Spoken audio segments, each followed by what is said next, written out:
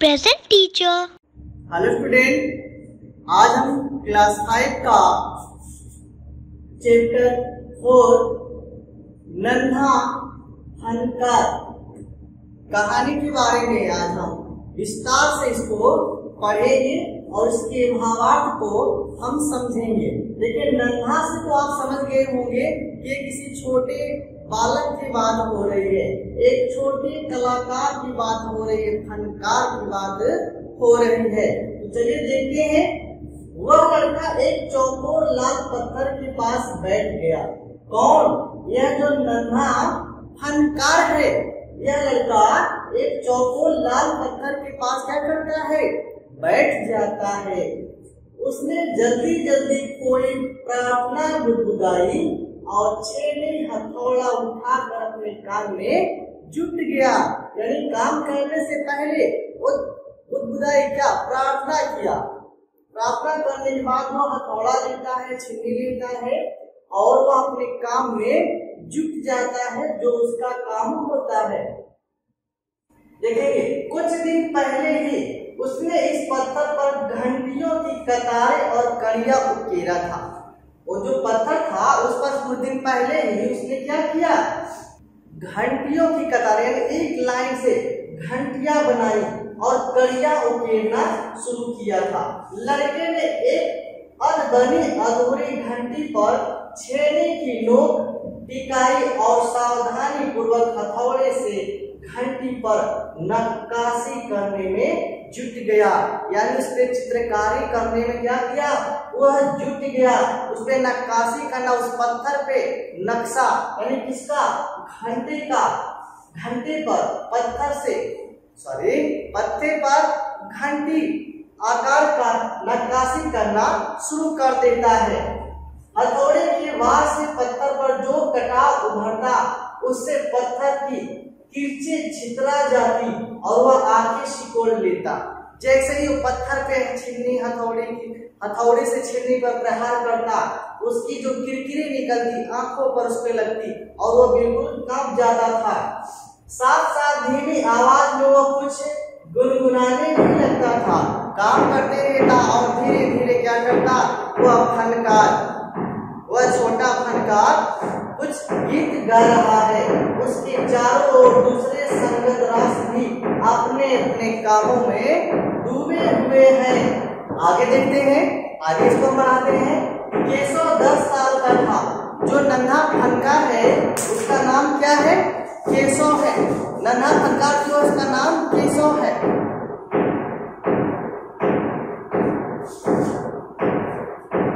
चलिए ध्यान देंगे।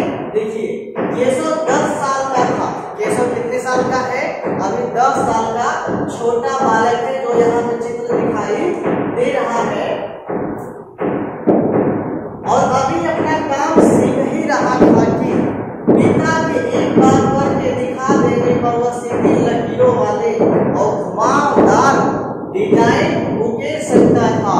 जब उसके पिता उसको एक ही बार अगर बता देते थे, इस नन्हे फनकार को यानी केशव को, तो तुरंत क्या करता?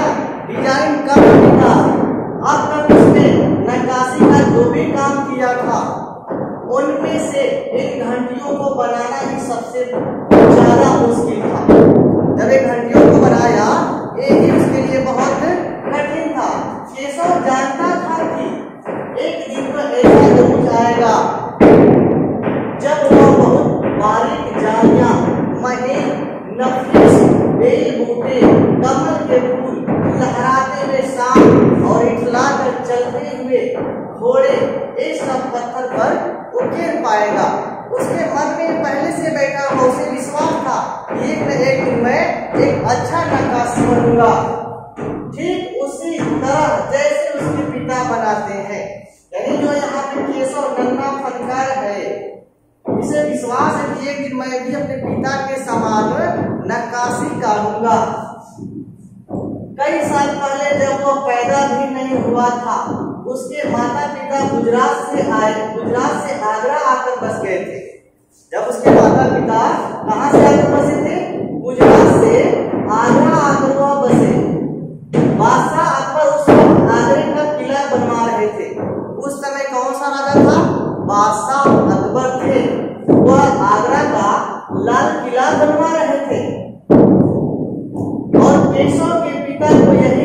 मिल गया। केशव के पिता को इसी किले में क्या मिलता है, काम मिल जाता है। यहाँ पर आप देख सकते हैं जो केशव नाम का छोटा फनकार है, लड़का है, वह यही है। केशव का जन्म भी अब आगे देखेंगे, आगरे में ही हुआ था। केशव का जन्म कहाँ हुआ था, आगरे में ही हुआ था। उसे गुजरात के पुश्तैनी गांव जाने का तो कभी मौका ही नहीं मिला, यानी उसे अपने पुराने घर यानी गुजरात जाने का कभी मौका नहीं मिला। आगरे की गलियां और अब सीकरी, बस यही उसका घर था, यानी आगरे से सीकरी, सीकरी से आगरा, यही गलियां ही केशव का घर था। चारों ओर हो रही छेनी हथौड़ों की ठक ठक खट खट के बीच केशव को किसी के कदमों की आहट भी न सुनाई पड़ी। आगे देखते हैं। अचानक कानों में एक आवाज पड़ने पर वह चौंक गया। माशा अल्लाह, ये घंटियां कितनी सुंदर है, तुमने खुद बनाई है। पीछे मुड़कर केशव ने आंखें उठाई, अतः देखा तो उसे एक आदमी दिखा। जब वो पीछे देखा तो उसे एक आदमी दिखाई दिया। बेशक मैंने ही ये घंटियां बनाई हैं, क्या मैं आपको पत्थरों पर नक्काशी करता नजर नहीं आ रहा हूँ? केशव कहता है, क्या मैं तुमको दिखाई नहीं देता हूँ कि मैं पत्थर पर नक्काशी कर रहा हूँ, डिजाइन डाल रहा हूँ? देखते नहीं, मैं ही पत्थर को तराश रहा हूँ। ये बात केशव बोल रहा है। केशव ने बड़ी तल्खी से जवाब दिया, दिखता तो है। आदमी बोलता है, दिखता तो है, पर तुम इतने छोटे लगते हो ना। वह आदमी हंसते हुए बोला, मैं 10 साल का हूँ। लड़का क्या कहता है, मैं 10 साल का हूँ, यानी केशव 10। अच्छा, वह आदमी पास खड़े बड़े पत्थर पर बैठते हुए बोला, तब तो काफी बड़े हो। आदमी बोलता है कि तब तो केशव आप बहुत बड़े हो, मैं भी 13 साल की उम्र एक लड़ाई में हिस्सा लिया था। यानी वह आदमी बोलता है, क्योंकि वो बादशाह था, आप तो जानते हैं, ध्यान देंगे। वो आदमी बोलता है कि मैं 13 साल में ही एक लड़ाई में भाग लिया था। अब केशव उस आदमी को अच्छी तरह देख पा रहा था। अब केशव उस आदमी को अच्छी तरह से देख रहा है। उसकी उम्र रही होगी 30 से ऊपर, कद मंझोला था, वह सफेद अंगरखा और पाजामा पहने हुए था। आगे देखेंगे, आगे क्या होता है। लगता है कोई बहुत बड़ा आदमी है। उसके पोशाक को देखकर केशव भाग जाता है, सोचता है कि लगता है ये कोई बहुत बड़ा आदमी है। केशव ने उस आदमी के गले में पड़ी बड़ी बड़ी मोतियों की माला और उंगलियों में अंगूठी को देखते हुए सोचा, तीखी नाक, बड़ी बड़ी आंखें, ओठों को ढकते हुए नीचे की तरफ आती घनी मूंछ। केशव उस आदमी के व्यक्तित्व का मुआयना कर ही रहा था कि तभी उस आदमी ने एक नक्काशी की तरफ इशारा करते हुए कहा, इस लड़ी में अभी काफी काम बाकी है। इससे पहले कि केशव कोई जवाब देता, तो आगे देखते हैं। इससे पहले केशव जवाब देता कि तेजी से दौड़कर आने की आवाज सुनी। यह और कोई नहीं, महल का पहरेदार था। हुजूर माफ करे, मुझे आपके आने का पता ही नहीं चला। वो जो पहरेदार था वो दौड़ के आता है भागते हुए। उसने कहा, फिर वह मुड़कर भौचक से खड़े केशव को घूरते हुए बोला, बेवकूफ, खड़ा हो। हुजूर आला के सामने बैठने की जुर्रत कैसे की तूने? झुककर सलाम कर इन्हें। पहरेदार ये बातें केशव से बोलता है कि ये हुजूर है, यह राजा है, इनके आगे तुम झुककर इनको प्रणाम करो, सलाम करो, तुम इनके आगे बैठे कैसे हो? अब केशव का माथा ठनका, उसे कुछ कुछ समझ आ रहा था। उसका माथा ठनका, अब उसके दिमाग में कुछ बातें चलने लगी।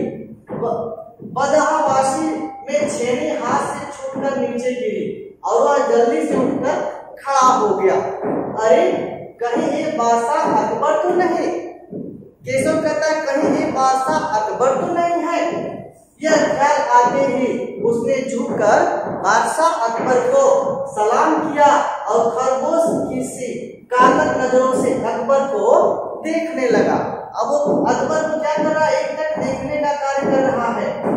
आगे देखते हैं क्या होता है। अकबर को पहरेदार की यह दखल अंदाजी भली न लगी। जैसे पहरेदार आकर केशव को बोलता है, डांटता है, अकबर को ये पसंद नहीं आता है। उन्होंने खींचकर पहरेदार को वहां से जाने का इशारा करते हुए कहा, ठीक है सिपाही, कुछ देर के लिए हमें अकेला छोड़ दो। यह बात अकबर कहते हैं, कहते कि हमें छोड़ दो, तुम यहाँ से जाओ। पहरेदार तो चला गया, मगर केशव असमंजस में था कि उसे क्या करना चाहिए। अब देखो केशव सोच रहा है कि अब मैं क्या करूं, यहाँ असमंजस की स्थिति में वो पड़ गया है। वापस अपना नक्काशी का काम शुरू करे या बादशाह के हुक्म के इंतजार में खड़ा रहे। यह बातें केशव के मन में अब चल रही है। दिल तो उसका अभी भी धक धक कर रहा था। हाँ, पर अब वह डरा हुआ नहीं था, क्योंकि अकबर प्यार से उसे देखते हुए मुस्कुरा रहे थे। जैसे देखिए यहाँ पे चित्र दिया हुआ है, एक केशव है और एक अकबर। अकबर महान नाम आपने सुना होगा। ये अकबर है और ये कौन है, केशव, जो नक्काशी करने वाला, पत्थर को तराश कर उसमें नक्काशी करने वाला, डिजाइन करने वाला लड़का है। अब अकबर क्या कर रहा है, इस बच्चे को देखकर मुस्कुरा रहे हैं। आगे देखते हैं आगे क्या होता है। अकबर पूछते हैं, तुम्हारा नाम क्या है? अकबर ने नरम आवाज में पूछा। अकबर बड़ी प्रेम से ही उसका नाम पूछते हैं, केशव। उसने बताया केशव नाम है। उसने नफा तुला जवाब दिया, बिल्कुल नाप तोड़कर उसने सिर्फ केशव बोला। केशव, क्या तुम मुझे नक्काशी करना सिखाओगे? अकबर कहते हैं, केशव तुम क्या अपने नक्काशी करना सिखा सकते हो? उलझन में पड़े केशव ने तुरंत सिर हिला दिया। उलझन में केशव पहले से पड़ा हुआ है, उसने सिर हिला दिया। तब तो तुम्हें मेरे लिए हथौड़े और छेनी का भी इंतजाम करना होगा। यह बादशाह अकबर कहते हैं। केशव फुर्ती से उठकर अपने पिता के पास भागा गया और उनकी छेनी हथौड़ी उठाकर उल्टे पांव लौटा। तो आगे बढ़ाते कहानी को। दोस्ताना अंदाज में अकबर केशव के पास जमीन पर बैठ गए। जैसे एक दूसरे से बहुत दिन की दोस्ती थी, अकबर क्या करते हैं, केशव के साथ ही जमीन पर बैठ गए और पास में पड़े पत्थर को खींचते हुए बोले, ठीक है, अब बताओ कि मुझे क्या करना है। ये बात अकबर केशव से पूछते हैं। केशव ने संदेह भरी नजरों से अकबर की ओर देखा। हुजूर, क्या आप यह कर सकोगे? केशव अकबर से कहता है कि क्या आप ये काम कर पाओगे? क्यों नहीं, मुझे तो विश्वास है कि मैं सीख ही लूंगा। अकबर कहता है कि मुझे विश्वास है कि मैं इसे सीख लूंगा। नहीं नहीं नहीं, मेरा ये मतलब नहीं था। केशव सकपका गया। केशव सकपका जाता है।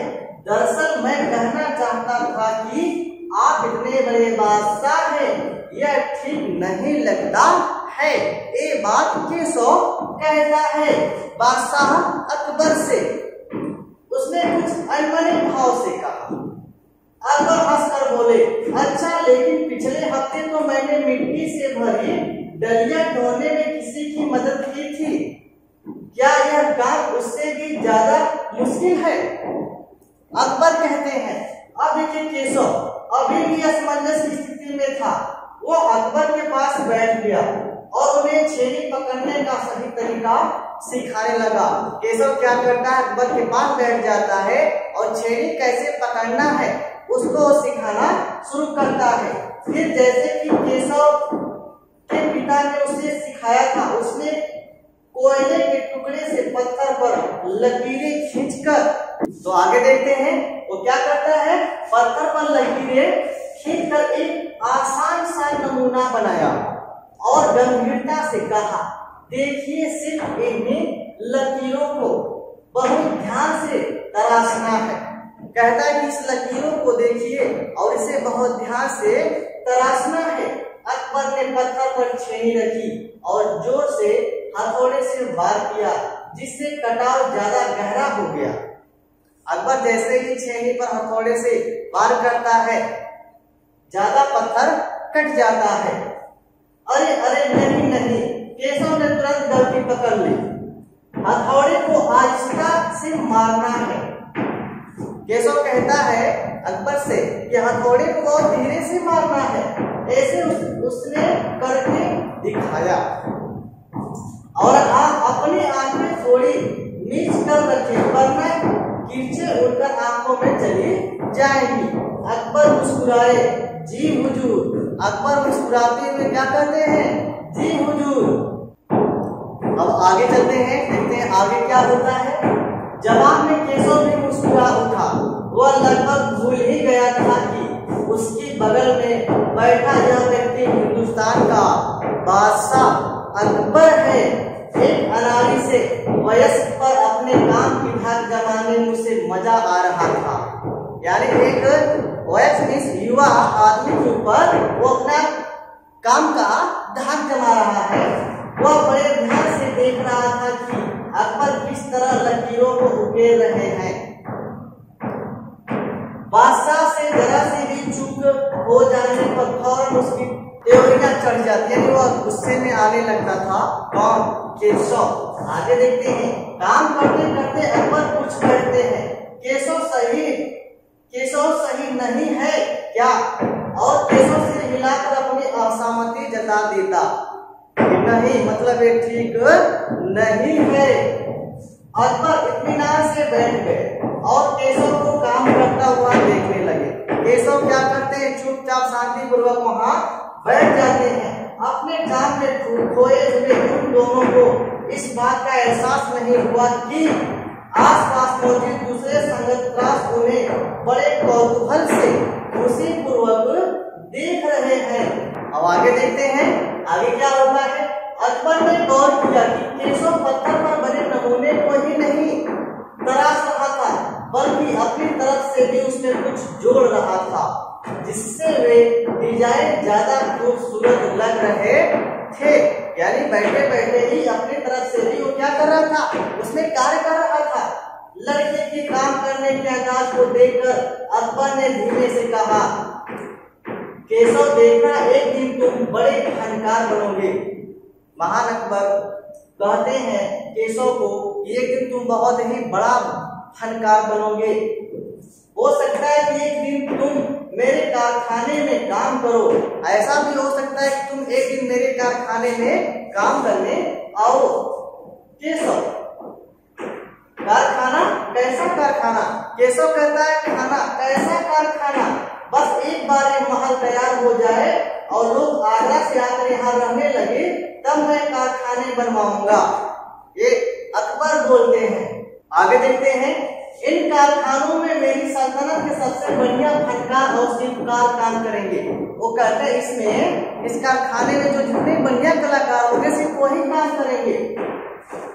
चित्र बनाने वाला कलाकार, गलीचों को बुनकर संगतराज, पत्थर और लकड़ी पर नक्काशी करने वाले शिल्पकार सभी वहां काम करेंगे।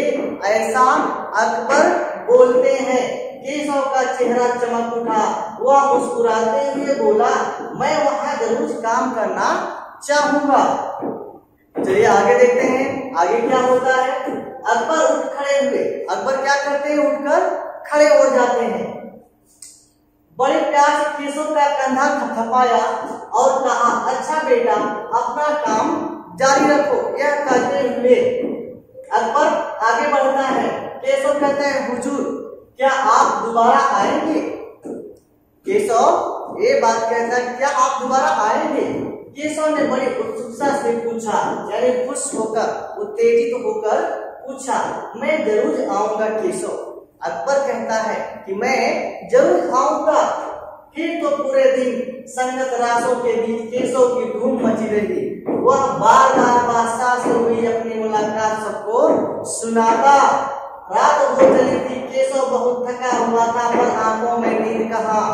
वह धीरे से अपने पिता के बिस्तर में घुस गया। पिता ने मुस्कुराकर कहा, तुम तो अभी से इतने प्रसिद्ध हो गए हो।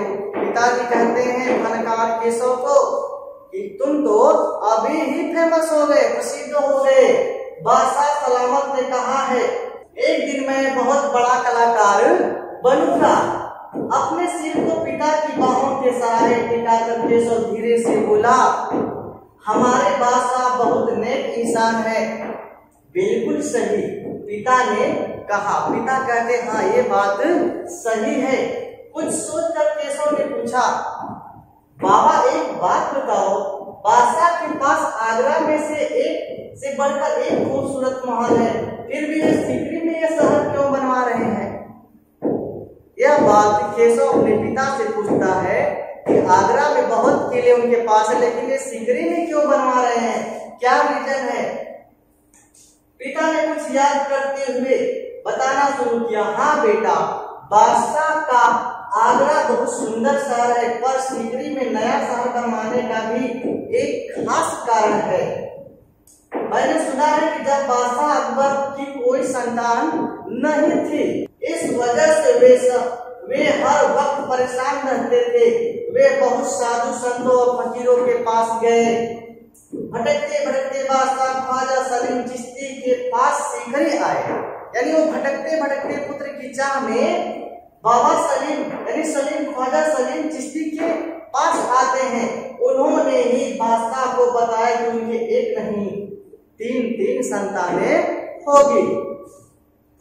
शाहजादा सलीम, मुराद, दनियाल। केशव ने चहकते हुए कहा, बिल्कुल सही। तब बादशाह ख्वाजा सलीम चिश्ती के सम्मान में सीकरी में नगर बसाने का फैसला किया है। यह बात तब केशव समझ जाता है। लेकिन केशव ने कहा, अच्छा अब समझा, इसीलिए बादशाह अकबर ने अपने बेटे का नाम सलीम रखा है। ये बात केशव समझ जाता है। हाँ, और इसी का हम यहाँ एक नए शहर के लिए पत्थरों को क्या कर रहे हैं, तराश रहे हैं। केशव बुनियादी आवाज में बोला। पिताजी ने देखा कि उनका लाडला बेटा सो गया। तो ये वीडियो यहीं पे समाप्त होता है।